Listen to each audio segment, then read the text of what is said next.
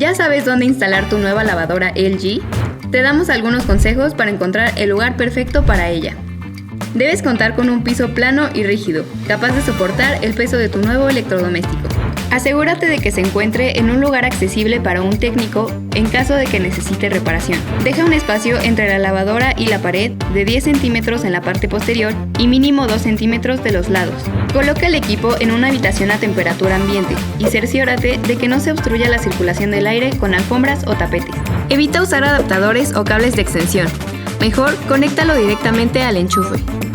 Si quieres seguir conociendo más de tus productos LG, recuerda que cuentas con LG Family Club, la plataforma exclusiva que te enseña paso a paso a disfrutar lo mejor de tus productos. ¿Qué esperas para ser parte de esta gran comunidad LG?